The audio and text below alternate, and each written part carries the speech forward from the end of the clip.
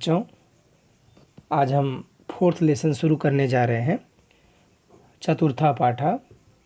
और इस पाठ का नाम है हास्य बाल कवि सम्मेलनम। इसमें बाल कवि होते हैं, छोटी उम्र के कवि होते हैं, 4 कवि होते हैं। स्टेज पे जैसे आप देखेंगे वहाँ पर बैठे हुए हैं 4 बच्चे।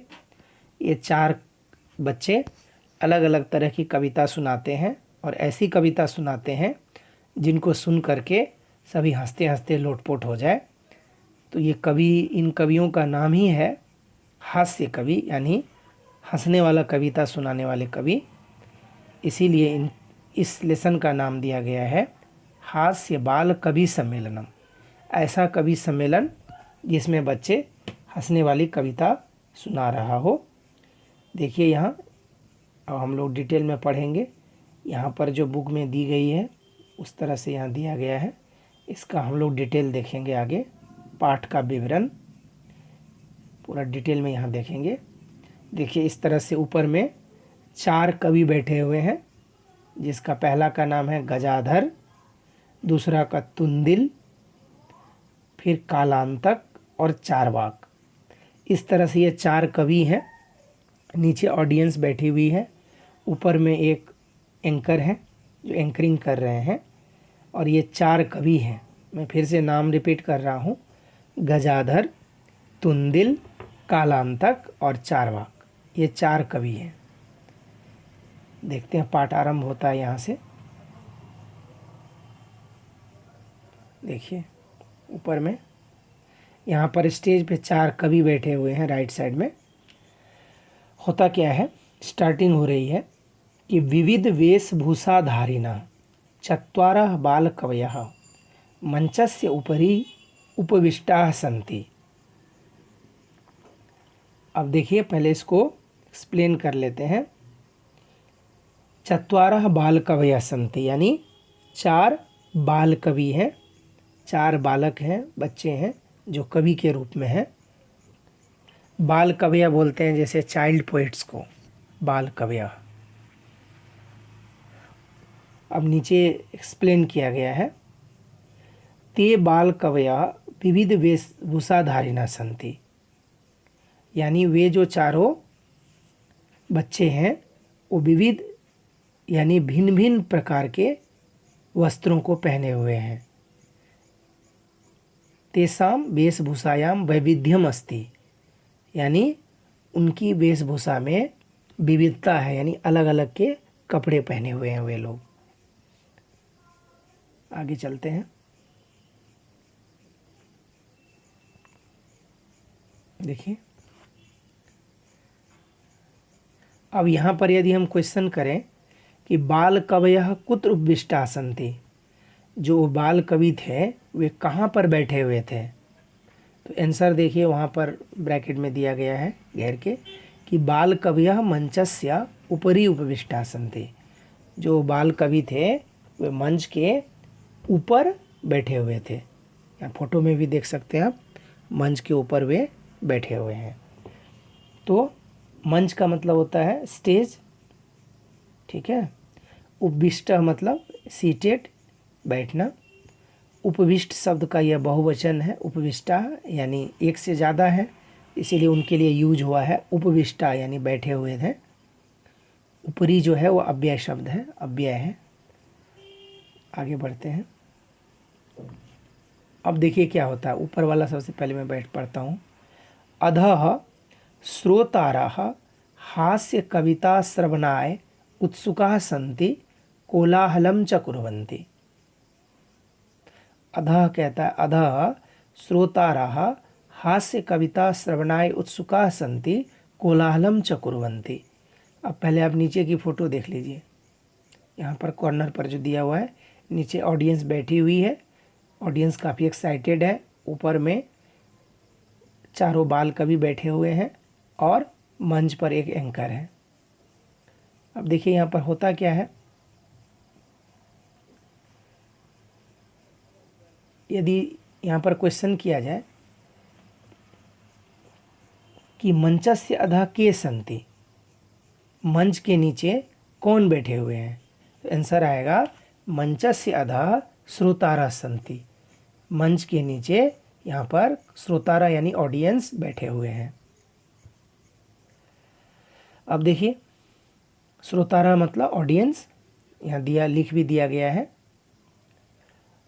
यदि क्वेश्चन आएगा श्रोतारः कीदृशाः सन्ति, यहाँ पे यदि क्वेश्चन किया जाए श्रोतारः कीदृशाः सन्ति, जो नीचे ऑडियंस है वो किस तरह के हैं, ऊपर में देखिए ब्रैकेट में आंसर है उसी पैसेज में, श्रोतारः हास्य कविता श्रवणाय उत्सुकाः सन्ति।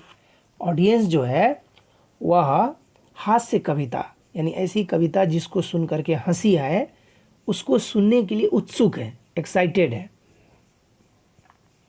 श्रवणाय यानी श्रवणार्थम, टू लिसन। उत्सुका मतलब उत्साहित होना, एक्साइटेड होना। आगे चलते हैं।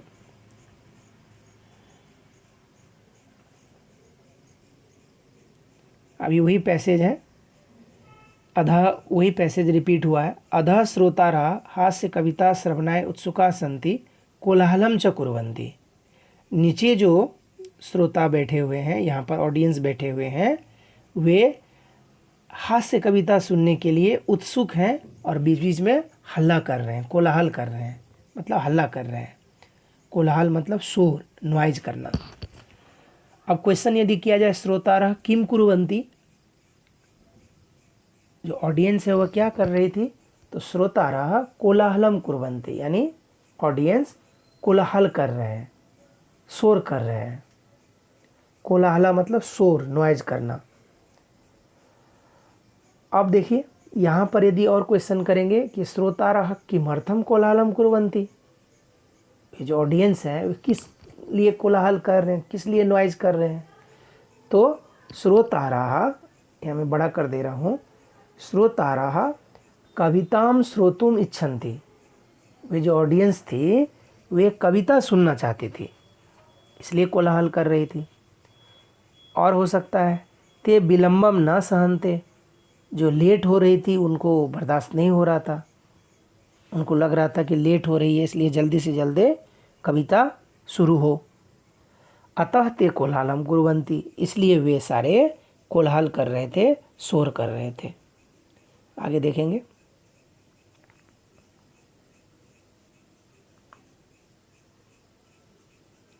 देखिए पहले ऊपर वाला पढ़ते हैं थोड़ा बड़ा करके। संचालकः अलम कोलाहलेन अद्य परम हर्षस्य अवसरः यत् अस्मिन् कवि सम्मेलने काव्यहन्तारः कालयापकाश्च भारतस्य हास्य कवि धुरन्धराः समागताः सन्ति। एहि करतल ध्वनिना वयम एतेषां स्वागतम कुर्मः। यहाँ देखिए एंकर बोल रहा है, पिक्चर में देखिए एंकर बोल रहा है कह वदति अलम कोलाहलेन, तो कहता है संचालक। सबसे पहले जो संचालक है जो एंकरिंग कर रहा है वह सबसे पहले कहता है अलम कोलाहलेन। संचालक कह रहा है अलम कोलाहलेन यानी कोलाहल करना बंद कीजिए, नॉइज करना बंद कीजिए। तो यहाँ पर क्वेश्चन किया गया कह वदति अलम कोलाहलेन, कौन कहता है नॉइज करना बंद कीजिए, तो संचालक वदति यानी जो संचालक है, जो मंच का संचालन कर रहा है वह कह रहा है कि कोलाहल करना, हल्ला करना बंद करिए। इसलिए आंसर दिया गया है संचालक वदति अलम कोलाहलेन। कोलाहल तृतीया विभक्ति एक वचन है और कोलाहलेन हो गया जैसे राम शब्द का रामेन होता है। अब संचालक किसको बोलते हैं, यह संचालनम करोति, जो संचालन करता है, एंकर जो है, ठीक है। अब ऊपर में फिर से चलते हैं, कहता है अद्य परम हर्षस्य अवसरः, आज बड़े ही हर्ष की बात है, यद अस्मिन् कवि सम्मेलने, कि इस कवि सम्मेलन में काव्य हंतारः यानी ऐसे कवि आए हुए हैं जो कविता को ही मार देंगे। कालयापकाश्च, काल से भी आगे वाले कवि हैं। भारतस्य हास्य कवि धुरंधरा, और भारतवर्ष के ऐसे कवि धुरंधर हैं जो अपनी कविता से लोगों को हंसाते हंसाते लोटपोट कर देंगे। यानी हास्य कवि धुरंधरा समागता, यानी आए हुए हैं। यही करतल ध्वनिना वयम एतेषाम स्वागतम कुर्मः। तो इसीलिए हमें क्या करना है, करतल ध्वनिना यानी ताली बजा करके एतेषाम यानी इन लोगों का स्वागत करना है। स्वागतम कुर्मः यानी हम लोग इन लोगों का स्वागत करें। अब आप फिर से नीचे आ जाइए। नीचे यहाँ पर लिखा हुआ है, प्रश्न किया गया कि अद्य कस्य अवसरः अस्ति, आज कैसा अवसर है। तो आंसर हो जाएगा अद्य परम हर्षस्य अवसरः अस्ति, आज बहुत ही हर्ष का अवसर है, खुशी का अवसर है। परम मतलब अत्यधिक, हर्ष से मतलब प्रसन्नता का विषय है। आज कैसा अवसर है, संचालक कहता है कि आज हर्ष का अवसर है, प्रसन्नता का अवसर है। आगे देखते हैं, अभी और यहाँ पर एक्सप्लेन किया गया है, देखिए। कहता है किमर्थम परम हर्षस्य अवसरः अस्ति, किस लिए बहुत ही हर्ष का अवसर है। प्रश्न किया गया यहाँ कि किमर्थम, किस लिए बहुत ही हर्ष का अवसर है। तो कहता है अस्मिन् कवि सम्मेलने काव्यहंतारः कालयापकाश्च भारतस्य हास्य कवि धुरंधरा समागता सन्ति। काव्यहंतारः यानी काव्यहंतारः का मतलब क्या दिया है यहाँ देखिए, काव्यहंता उसका बहुवचन है काव्यहंतारः। काव्यहंतारः का मतलब दिया है यहाँ पर काव्यस्य विनाश का, जो काव्य का, कविता का नाश कर दे। डिस्ट्रॉयर्स ऑफ पोएट्री, देखिए डिस्ट्रॉयर्स ऑफ पोएट्री।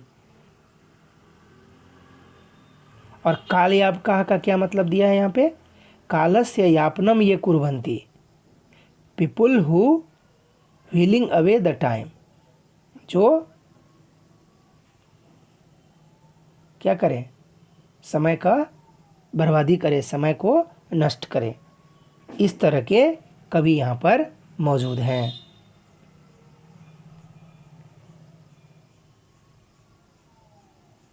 इस तरह का कवि यहाँ पर मौजूद है, इस तरह के कवि सम्मेलन यहाँ पर हो रहा है। आगे देखते हैं, अब इसको और एक्सप्लेन किया गया है नीचे। काव्यहंतारः कालयापकाः च संचालनेन व्यंग रूपेण उक्तम अस्ति। यहाँ पर काव्यहंतारा और कालयापकाः शब्द जो यूज हुआ है उन पोइट्स के लिए व्यंग के रूप में, कमेंट के रूप में यूज हुआ है कि ऐसे कवि हैं जिनकी कविता सुन करके हमारा समय नष्ट होगा और ये कविता का नाश कर देंगे, कविता को मार देंगे। ऐसा व्यंग, ऐसा कमेंट उन कवियों के लिए यूज हुआ है। देखिए हास्य कवि धुरंधरा का मतलब दिया है हास्य कवि सुश्रेष्ठा, ऐसे कवि जो अपनी कविता से लोगों को हंसा हंसा के लोटपोट कर दे।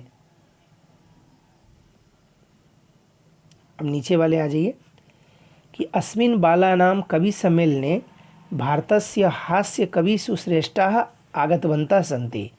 इसका मतलब है अस्मिन् बालानां कवि सम्मेलने, इस बालकों के, बच्चों के कवि सम्मेलन में भारत के हास्य कवि, पूरे भारतवर्ष के हास्य कवियों में जो श्रेष्ठ है, हंसी वाली कविता सुनाने में जो सबसे आगे है, इस तरह के कवि आए हुए हैं। फिर क्या है, एक्सप्लेन किया गया है, एते न केवल काव्यस्य विनाशकाः सन्ति अपितु समयवाहकाः अपि सन्ति। अब ये सभी जो हास्य कवि हैं, अपनी कविता से लोगों को हंसाने वाले हैं, ये सिर्फ कविता का नाश नहीं करेंगे बल्कि हमारे समय को भी बर्बाद करेंगे। इस तरह से व्यंग किया गया है, यहाँ पर कमेंट किया गया है। फिर कहा नीचे अस्मिन् वाक्ये काव्यहंतारः काव्य विनाशकाः च इति पदम व्यंग रूपेण उक्तम अस्ति। यानी यहाँ पर जो कवियों के लिए जो ये शब्द यूज हुआ है ऊपर बॉक्स में कि काव्य हंतारा यानी कविता को नष्ट करने वाला और समय को बर्बाद करने वाला, यह कमेंट के रूप में यूज हुआ है। अब देखिए कहता है एहि करतल ध्वनिना वयम एतेषां स्वागतम कुर्मः। एहि यानी इनका, करतल ध्वनिना यानी ताली बजा करके, वयम हम लोग, एतेषां इनका क्या करेंगे, स्वागत करेंगे। स्वागतम कुर्मः स्वागत करेंगे। एहि मतलब आगच्छ, आगच्छ, यहाँ पर एहि का मतलब कहा गया आगच्छ यानी आओ, सभी लोग आओ। करतल ध्वनिना यानी ताली बजा करके।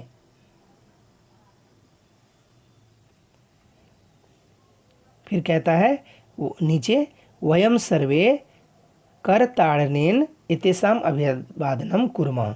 हम सभी लोग क्या करें, यहाँ पिक्चर में देखिए, ताली बजा करके इनका स्वागत करें।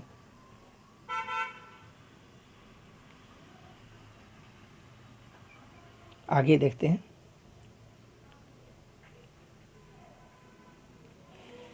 अब देखिए करतल ध्वनिना यानी ताली बजाकर किस तरह से स्वागत किया जा रहा है।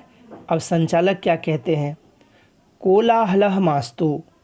संचालक कह रहा है कोलाहलः मास्तु, आवाज मत करो। अद्य बहु प्रसन्नतायाः क्षणमस्ति। आज जो है बड़े ही प्रसन्नता का क्षण है, बड़ी ही खुशी का अवसर है। क्या, अस्मिन् कवि सम्मेलने, इस कवि सम्मेलन में, काव्य विनाशकाः समययापकाः च भारत देशस्य हास्य कवि श्रेष्ठाः आगतवन्तः सन्ति। इस कवि सम्मेलन में वही बात जो पीछे कही गई है, ऐसे कवि आए हुए हैं जो कविता का नाश कर देंगे और आपके समय को बर्बाद कर देंगे। फिर कहता है आगच्छ करताड़नेन वयम एतेषां स्वागतम कुर्मः, यानी आओ हम सभी लोग ताली बजा करके इनका स्वागत करें। आगे देखिए, अब जो ये ब्रैकेट में दिया गया है उसको पढ़ते हैं। किताब का टेक्स्ट है गजाधरा। अब सबसे पहले एक गजाधर नाम के कवि आते हैं। अब आते ही वे अपनी कविता कैसे शुरू करते हैं, कहते हैं सर्वेभ्यो और रसिकेभ्यो नमो नमः। प्रथमं तावद् अहम् आधुनिकं वैद्यम उद्देश्य स्वकीयं काव्यं श्रावयामि।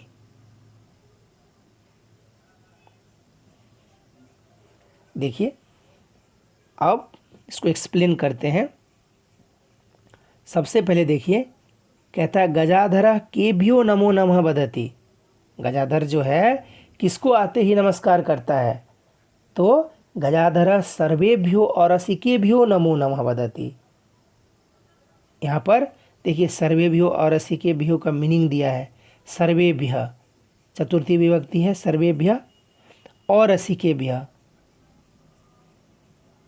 ऐसे लोग जिनको हंसना या हंसी वाले कविता में हंसी नहीं आना, हमेशा गुमसुम रहना, मौन रहना, इस तरह के बिना रस वाले जो लोग हैं, वो आते ही कहता है इस तरह के जो सर्वेभ्य और रसिकेभ्य, सभी जो अरसिक हैं यानी नहीं हंसते हैं, इस तरह के लोगों को मेरा नमस्कार।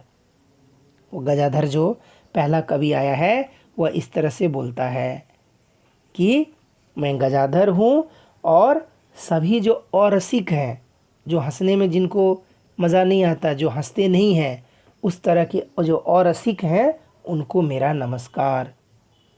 फिर आगे क्या कहता है, एक्सप्लेन किया गया है। देखिए इधर सबसे पहले यहाँ क्वेश्चन किया गया है गजाधर प्रथमम कम उद्देश्य स्वकीयम काव्यम श्रावयति। गजाधर जब आता है वह सबसे पहले किसकी ओर देख करके अपनी कविता सुनाता है, जैसा कि अभी पीछे मैंने बताया। तो यहाँ हो जाएगा आंसर गजाधरः प्रथमम आधुनिकम वैद्यम उद्देश्य स्वकीयम काव्यम श्रावयति। और रसिकेभ्यो नमो नमः करने के बाद गजाधर कहता है प्रथमं तावद् अहम आधुनिकम वैद्यम उद्देश्य स्वकीयम काव्यम श्रावयामि। सबसे पहले मैं जो आधुनिक वैद्य हैं उनके विषय में, जो आजकल के मॉडर्न डॉक्टर हैं उनके विषय में मैं अपनी कविता सुनाऊंगा। तो यही आंसर यहाँ पे आया है। क्वेश्चन किया गया कि गजाधर प्रथमम कम उद्देश्य स्वकीयम काव्यम श्रावयति। गजाधर सबसे पहले अपनी कविता किसके बारे में बोल करके सुनाता है? तो आंसर आया गजाधरः प्रथमम आधुनिकम वैद्यम उद्देश्य स्वकीयम काव्यम श्रावयति। यानी गजाधर सबसे पहले जो आधुनिक डॉक्टर हैं उनके ऊपर अपनी कविता सुनाता है।